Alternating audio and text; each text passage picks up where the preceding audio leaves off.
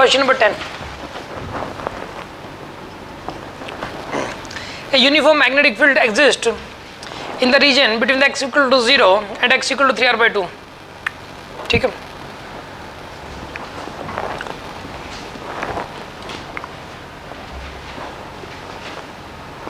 ये x axis है, ये पोजीशन x इक्वल टू 0 और ये वाली position x equal to 3 capital R by 2. ठीक है, ये रीजन 1 है, ये 2 है और ये 3 है. ठीक है, तो यानी कि ये डिस्टेंस जो है ना यहाँ से लेके यहाँ तक ये 3r by 2 है, 3 capital R by 2. Pointing normally into the plane of the paper, magnetic field अंदर की तरफ है. ठीक है, a particle with the charge plus q and momentum p directed along the x axis enters the region 2 from the region 1 at point p1. Okay, ये p1 point है, यहाँ से q का चार्ज है, वो मोमेंटम p के साथ, p दिया हुआ है, q का चार्ज है, वो मोमेंटम p के साथ इस तरफ एंटर करता है normally from the region 1 to 2 at y equal to minus r. ये वाली जो डिस्टेंस है ना ये r है, यहाँ से लेके आता है डिस्टेंस r. ठीक है, which of the following options is और आर करेक्ट. देखिए आप करते हैं इसको. यहाँ पर इसके अंदर पता क्या, पहले मैं इसका एनालिसिस करता हूँ थोड़ा सा. ठीक है ना, यहाँ कोई मैग्नेटिक फील्ड नहीं है, यहाँ कोई मैग्नेटिक फील्ड नहीं है. पहली बात तो इस टाइप का अगर क्वेश्चन आ जाए, इस टाइप का अगर क्वेश्चन आए तो आपको इस बात का पता है कि देखो भाई ये अगर पॉजिटिव चार्ज है, कौन सा चार्ज है, पॉजिटिव, तो V क्रॉस B, अंगूठा ऊपर की तरफ, अंगूठा पॉइंट इधर कहीं, यानी ऐसे सर्कल बना के बाहर निकलेगा. नेगेटिव चार्ज हुआ तो नीचे से बाहर निकलेगा. खैर ये पॉजिटिव है, अंदर की तरफ मैग्नेटिक फील्ड, तो यानी ऊपर से ही निकलेगा, ये तो श्योर है. ये हो सकता है कि यहाँ से ऐसे आ जाए, हो सकता है ऐसे जाए, हो सकता है ऐसे जाए, हो सकता है ऐसे जाए, हो सकता है कि ऐसे जाए. और सबसे बड़ा कौन सा बनेगा सर्कल, तो यहाँ से टच करता हुआ जाए. ठीक है, ठीक, कोई पॉइंट मान लो, ये P पॉइंट है क्या, ये Q पॉइंट मान लो, जो इस Q को टच करता हुआ जाए. ठीक है ना, हाँ, क्यों नहीं करेगा टच, Q को जरूरी नहीं है, सॉरी, ये जरूरी नहीं कि यही रेडियस बनेगा. R मतलब रेडियस मत समझना, जरूरी नहीं है कि यही सेंटर होगा, ये जरूरी नहीं है. हो सकता है कि ये ऐसे करके और इस जगह को टच करते हुए ऊपर जाए. ये किसने कहा है कि मतलब जो है भाई रेडियस ये वाला, फिर तो मतलब प्रॉब्लम हो जाएगी, नहीं कर सकता. ये क्या कह रहे हो,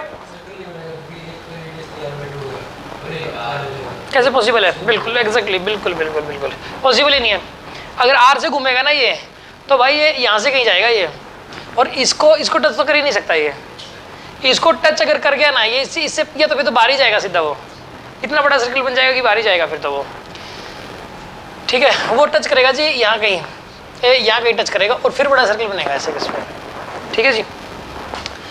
और अगर अब क्या है कि इस केस के अंदर इस क्वेश्चन को अगर हम लोग ये कहें, मोमेंटम P दे रखा है इसमें तो ये, लेकिन वैसे मैंने पहले क्वेश्चन देखा हुआ है कि कितनी वेलोसिटी दें, कि कितनी वेलोसिटी दें इसके अंदर कि ये इसको सिर्फ टच करके ही बाहर निकले.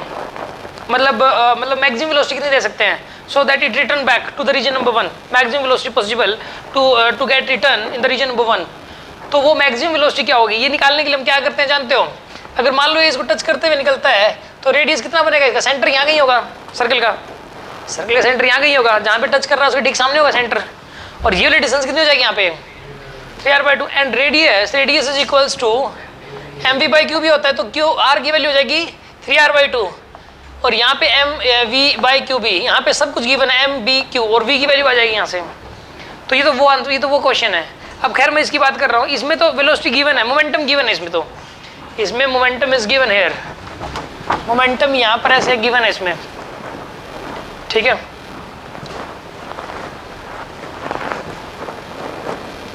p is given.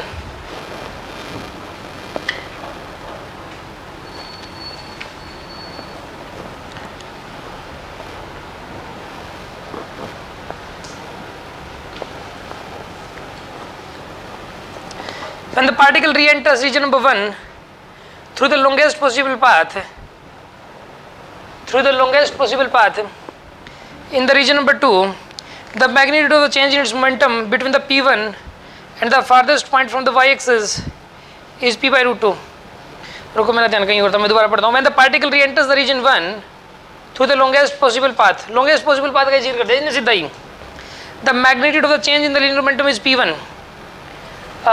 इसको प्रोजेक्ट कितने से किया था? प्रोजेक्ट P1 से नहीं भाई, ये तो between and the farthest point, किस किस के बीच का चेंज इन मोमेंटम? एक तो यहाँ पर है ये पार्टिकल, और एक यहाँ पे फार्देस्ट पॉइंट ये वाला है, farthest point, this is the farthest point.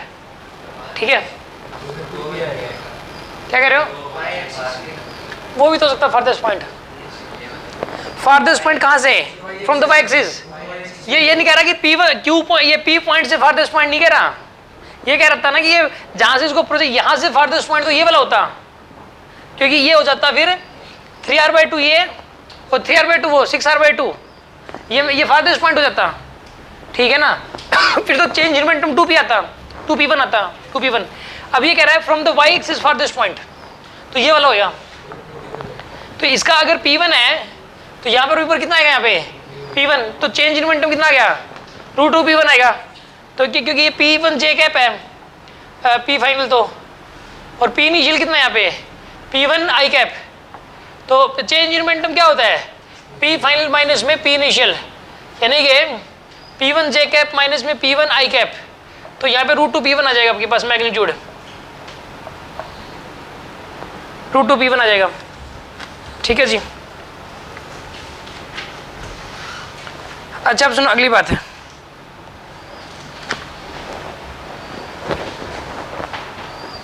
अब आते हैं जी अगले डिस्कशन के ऊपर। ये तो गलत दे रखा P/√2, A option is wrong. इसके जो आंसर्स हैं C और D आंसर्स हैं, देखो करते हैं इसको और आगे ट्राई। बी में for a fixed B particles of the same charge Q and the same velocity V, the distance between the point P1 and the point of re-entry into the region 1 is inversely proportional to the mass of the particle. For a point fixed B क्या है ये fixed B? अच्छा B की value fixed है, magnetic field fixed है यहाँ पे magnetic field is fixed. ठीक है, तो particle of the same charge Q and the same velocity V, उनका चार्ज भी सेम है, उनकी वेलोसिटी भी सेम है। The distance between the point P1, तेरा the distance between the point P1 कौन सा है? P1 पॉइंट यही वाला है। The distance between the point P1 and the point of re entry into the region 1, point of re entry मतलब जो कहीं से भी हो, यहाँ से होगी। मान लो कि ये सेंटर है इसका जी, ये वाली डिस्टेंस पता नहीं कितनी है, स्मॉल r मान लो, ये वाली डिस्टेंस भी मान लो स्मॉल r है, तो 2r हो गया यहाँ पे। ये दोनों के पीछे गैप है 2r, तो इनके पीछे जो गैप है, P1 और ये P2 है मान लो। ठीक है, तो सेंटर जरूरी नहीं है ये होगा, हम सेंटर ये सोच जाते हैं बार बार, सेंटर ऊपर कहीं होगा, तो 2r हो गया। तो रेडियस क्या होता है? रेडियस P/QB ना मोमेंटम दे रखा है यहाँ, तो P/QB दे रखा है, तो 2r = 2P/QB हो गया। ठीक है, B क्या है यहाँ पे? फिक्स है। अच्छा एक बात बताइए, इसको MV लिख सकते हैं ना हम लोग, P/QB inversely proportional to mass of the particle. नहीं, लेकिन इसमें P वो है, वेरिएबल है P कांस्टेंट नहीं है। 2mv/QB, 2r इसके बराबर। Q तो फिक्स्ड है, B फिक्स्ड है, वेलोसिटी भी फिक्स्ड है, सेम वेलोसिटी कह रहा है। यार ये सेम चार्ज क्या लिख रहा है? For the constant charge and the constant velocity लिखना चाहिए। चार्ज कांस्टेंट रहेगा और वेलोसिटी भी कांस्टेंट रहेगी, ये कहना है, कह रहे हैं यहाँ पे चार्ज कांस्टेंट है, वेलोसिटी कांस्टेंट और मैग्नेटिक फील्ड कांस्टेंट है, तो डायरेक्टली प्रोपोर्शनल टू मास आएगा ना। यहाँ पे क्या लिख रखा है? इनवर्सली प्रोपोर्शनल टू मास, तो गलत हो गया ये। ठीक है ना, अगले डिस्कशन।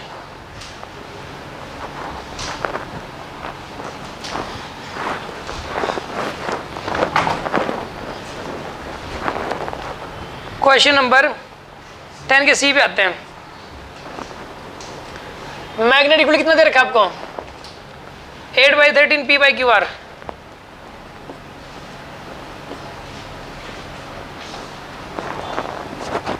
द पार्टिकल, अरे यार गौरव कर दिया। The particle will enter region 3 through the point P2 on the X axis.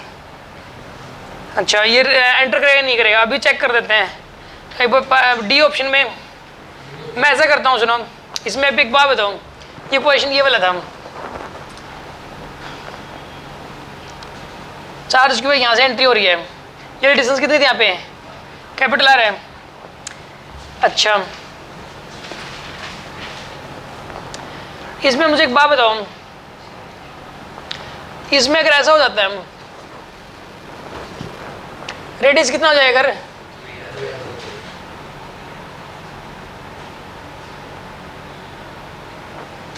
इसका रेडियस अगर 3r/2 हो जाए तो क्या होगा इस केस के अंदर बताइए,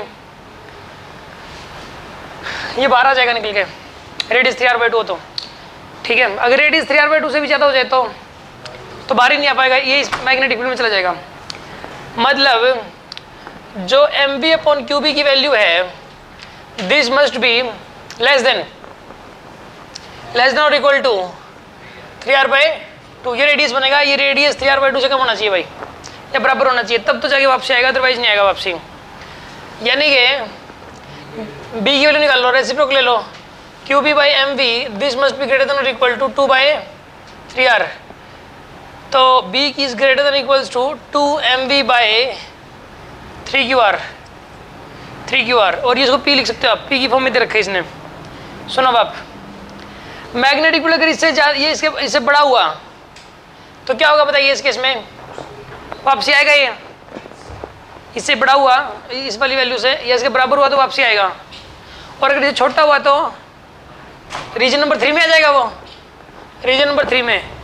अब क्या कह रहा है ये डी ऑप्शन में, सही है डी ऑप्शन, तो भी ये यहाँ पे टेंजेंशियल है ना, मैग्नेटिक फील्ड तो है ही, क्या कह रहे हो, नहीं वापसी आएगा, वापसी आएगा, मानते हैं हम लोग, ऐसा मानेंगे, ऐसे मेरे क्वेश्चंस किए हुए हैं। तो उसके इसके अंदर ये जस्ट टच भी करता है ना, तो ये मत सोचना कि भाई मतलब मैग्नेटिक फील्ड खत्म नहीं हुआ है, मैग्नेटिक फील्ड यहाँ किनारे तक है, ठीक है ना। यहाँ पे ना इक्वल टू बी अगर होता तो भी कोई दिक्कत नहीं है, ये वापसी आता रीजन 1 में। अच्छा ये ताकि बच्चों को कन्फ्यूजन ना जाए, इसलिए इसने ग्रेटर देन लिख दिया, मतलब वो थोड़ा इजी करने के लिए, क्योंकि इसमें अलग अलग टीचर्स के अलग अलग मतभेद हों इस बार मामले को लेके। बट मैंने जो क्वेश्चन सोल्व किए हुए हैं उसमें अगर इक्वल टू है तो भी वापसी लेके चलते हैं हम लोग उसमें। अब सुनो उस केस के अंदर जो है ना, अब नेक्स्ट है फॉर द b = 8/13 p/qr। अगर ऐसा हो तो कहाँ जाएगा, रीजन 3 में जाएगा कि रीजन 1 में वापसी आएगा। पहले तो ये वाली वैल्यू चेक कर लो, 8/13r 8/13 p/qr। एक्चुअल में ये वाली वैल्यू है ना, ये वाली वैल्यू इससे क्या है, छोटी है, ये वाली वैल्यू जो सोल्व कर ले 2/3 बड़ा है, 2/3 होता है 0.6 समथिंग। और ये मैं बताऊँ बात, ये तो बहुत ही कम आएगा, तो ये इससे कम आएगा, तो कम आएगा तो कम मैग्नेटिक फील्ड में क्या होता है, वो घुमा नहीं पाता अच्छे से। कम मैग्नेटिक फील्ड, जितना स्ट्रॉन्ग मैग्नेटिक फील्ड होता है ना, रेडियस उतना ही कम होता है, वो जल्दी से घुमा देता है। जितना ज़्यादा स्ट्रॉन्ग, मतलब मान लो मैग्नेटिक फील्ड है वो वीक है, बड़ा सर्कल बनेगा, स्ट्रॉन्ग थोड़ा छोटा सर्कल, और स्ट्रॉन्ग और छोटा, क्योंकि उसी घुमाने की क्षमता ज़्यादा हो जाती है, ठीक है ना। अच्छा अब सुनो, यहाँ पर ये वाला मैग्नेटिक फील्ड क्या कम है तो ये बाहर निकलेगा, लेकिन इसने एक बात बोली है, through the point P2 on the X axis, इस वाले पॉइंट से निकलेगा, इसी पॉइंट से निकलेगा, ये चेक करना है, इसी पॉइंट से निकलेगा नहीं निकलेगा। ये भाई मेरे से क्वेश्चन मैंने प्रॉपर्ली ट्राई नहीं किया था, मतलब शायद इसको सॉल्यूशन में तो कुछ दे रखा है, मैं ट्राई करता हूँ इसको भी, दो करते हैं इसको। ये इसका आंसर तो ये है कि P2 से पास करेगा, ये P2 से पास करेगा, ये मतलब ऐसे पास करेगा, ये चेक करना है। मान लो एक बार मान लेते हैं पास करेगा, मान लेते हैं पास करेगा, ये इसका सेंटर बन गया मान लो, ठीक है जी, ये सेंटर बन गया। ये डिस्टेंस कितनी यहाँ पे है, 3r/2, यहाँ से यहाँ तक क्या है, ये r है। ये वाली डिस्टेंस भी कितनी, ये वाली जो डिस्टेंस है r' मान ली, r' की वैल्यू आ जाएगी ना यहाँ से, है मैग्नेटिक फील्ड दे रखा है इसमें, किसको मानूं मैं, कौन सा, ये वाला, यहाँ से लेके ये r' है, तो ये r' - r हो गया, वेरी गुड।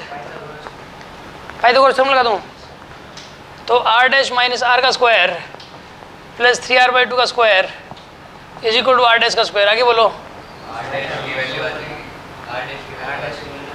यहाँ से r' की वैल्यू आ जाएगी, बिल्कुल सही बात है। लेकिन यहाँ पे सही बात कह रहे हो यार, r' की वैल्यू आ गई तो फिर तो क्या करना है, कर लोगे ना आप इस चीज़ को, ट्राई कर लेना इसको, ठीक है ना।